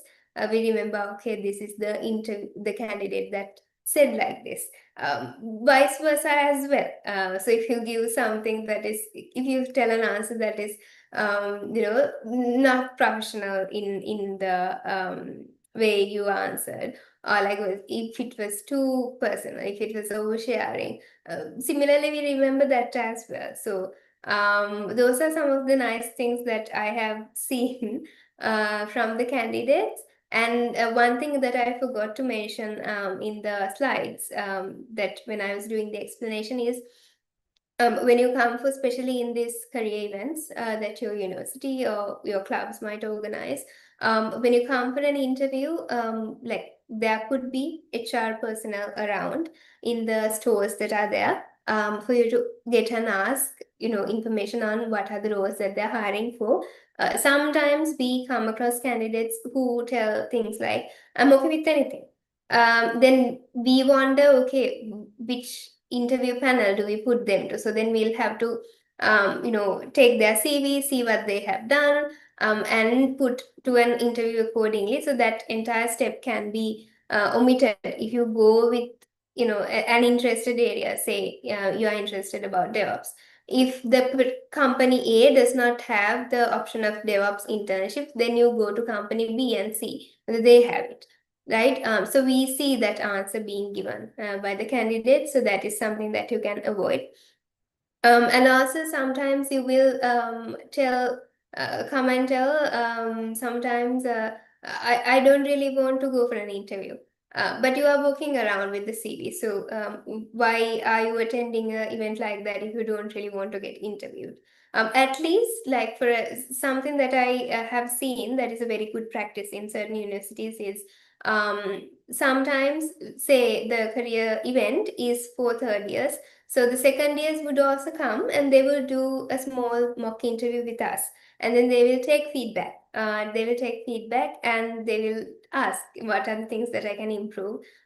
We have a career fair coming up in the next year. So I think some of the questions that the students here asked also around the communication, things like that. Those are some of the things that you can do as well to make sure that you're prepared for your opportunity when it comes. So those are some nice things that we have done. So, and if you talk about something, say you go to a DevOps panel that interviews for a DevOps internship, and then you say, I'm really passionate about DevOps. So they will ask obviously about, okay, why do you say you are interested about DevOps? So at that time, you should be able to explain your answer. If you say you are a good team player, then you should be able to explain why you say that you're a good team player. So during those instances, say you are interested in DevOps or somewhere like that in the technical sphere, you have to demonstrate either in the certifications that you have done, either in the projects that you have done, somewhere in your experience that you have gathered so far. It should showcase. So that is something again to be very mindful of. So those are some of the things I think I can recall on top of my head. I hope that helps a little bit. Yeah, of course. So thank you so much for sharing your thoughts about that with us, with our participants, Ms. Oshadi. So we have another question asking for your point of view. So the question is, what are some red flags interviewers notice in technical interviews? Again, so since I'm from HR, I think we can skip that question. It would not be fair for me to, answer on Yeah, I technical things. understand. Okay. Yes. So the next question is, what are some smart ways to respond to questions about our weaknesses? So you can actually mention, so don't say that you don't have any weaknesses, which will be a red flag. So that is from soft skill side, right? But mention like genuine the weaknesses that you have, and you can tell how you are trying to, not get demotivated from it, but rather you are trying to improve that weakness. Say you are not very punctual. You notice that you have a difficulty in time management. So then you can tell things like, I am managing my Google Calendar. I have slots, separated for each task that I'm doing during the day, or I have a to-do list for each day that I start the day writing down the things that I need to do by the particular time, and then I tick off it when I go to bed or when I end the day. Things like that. Or you keep sometimes people keep an alarm on their phones. If it's a very specific task that they have to do, they will have the alarm set, and when the time is right, it will go off and they will know. So things like that.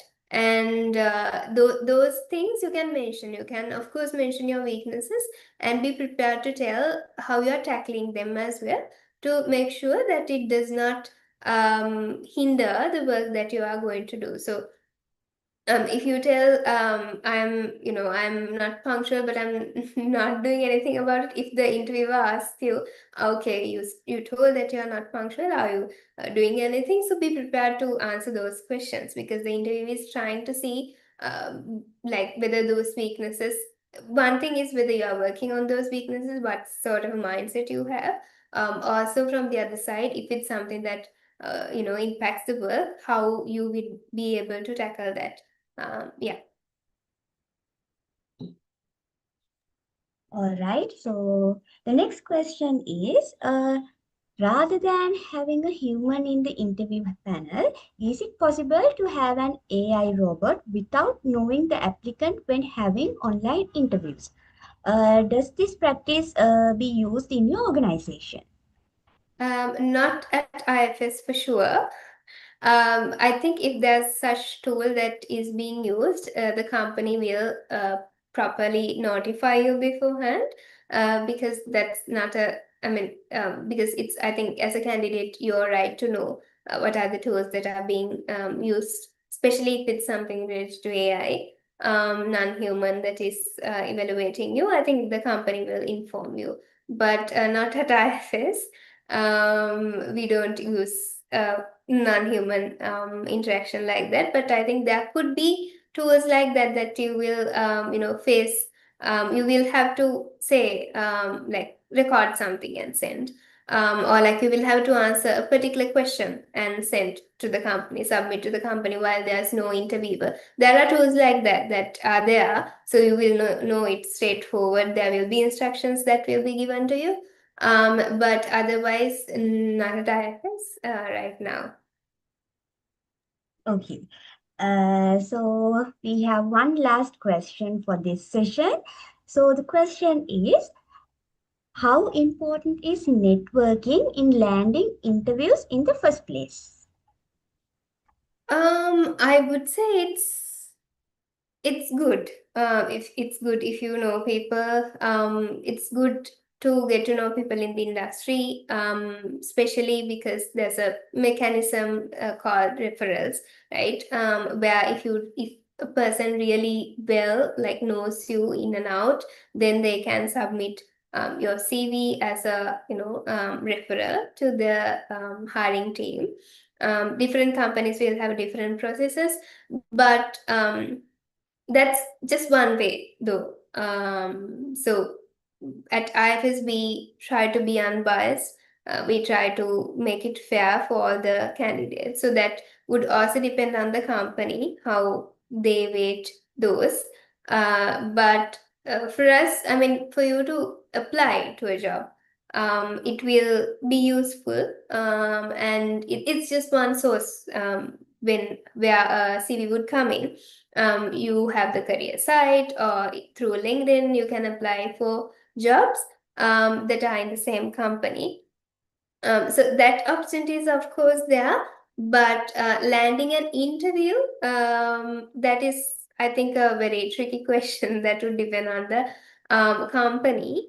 But at IFS, I don't think we give a just because someone knows we don't give a upper hand to that. We always try to see who's the right candidate for the hiring requirement that we have. And it would change according to the company, what they are looking for, what their policy, practice, priority is. But I can tell from the practices that we have, we try to be as fair as possible, and there's no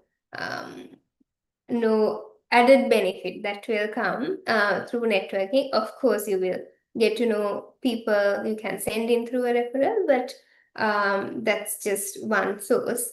And of course, if you know people, then you will know more about the roles. You can ask people, okay, what is this job about? Like, do you know this particular team that is hiring?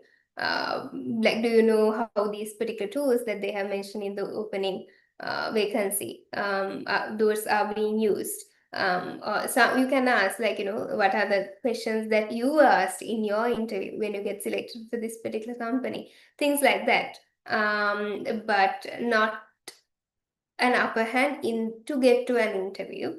It would really depend on the company. Okay, Miss Oshadi. So we have one more question. So I will ask that as well before winding up. So the question is, Madam, how to reduce interview time, nervousness? Sometimes thighs and fingers are shaking like old typewriter machine. How can we avoid that?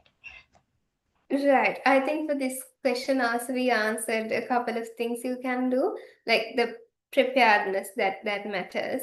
And then maybe if you can do like a physical mock interview, or maybe with your lecturer, if you need support from them, maybe with a couple of your seniors, maybe someone from your home at least. You ask them to be the interviewer, and then you go in that formal attire and have a prepared session there. Things like that you can do, and you can before you go for the, the role that you are going for, if you are still an undergraduate, if it's an internship, then like I said, like, if your internship is coming in the next year, go for the career path this year, and sit for an interview and see how you feel. Because there's no pressure for you as well, right? In those instances, you are going for the experience rather than getting selected, which changes your mindset a little bit and will allow you to be a little light. So you have more experience when you go for a real interview. So have that preparedness or, prior experiences that are similar in nature. So you will be able to manage when on the actual interview day better, when you have that simulation kind of experience before. Okay, thank you for that really nice answering, Miss Oshadi. So there's no more questions coming up. So I guess this is the end of our Q&A session for this webinar. So thank you to everyone who asked questions, and thank you again, Miss Oshadi, for addressing them with such thoughtfulness. So before winding up the session, I would like to request you, Miss Oshadi, to stop sharing the screen because we have something to share with you. Okay, thank you. So as we wrap up today's session, I would like to sincerely thank Ms. Oshadi Kaumda for joining us and delivering such a valuable and practical session on mastering the interview process and your journey, your passion for people, and your insights into what employers are truly looking for. So, on behalf of the SLAS section E3 and IEEE Computer Science Sri Lanka's chapter, we extend our deepest appreciation. So, as a token of our gratitude, we would like to present you with this token of appreciation. So, thank you to all the students and participants for joining with us today. So don't forget that this is just one of the 6-part series of our workshop. So we are looking forward to see you again in the next workshop on navigating personal growth in the IT industry, which is scheduled on the 6th of August from 6 p.m. to 8 p.m. onwards. So until then, stay curious, keep preparing, and step into your future with confidence. Have a wonderful night, everyone. Thank you.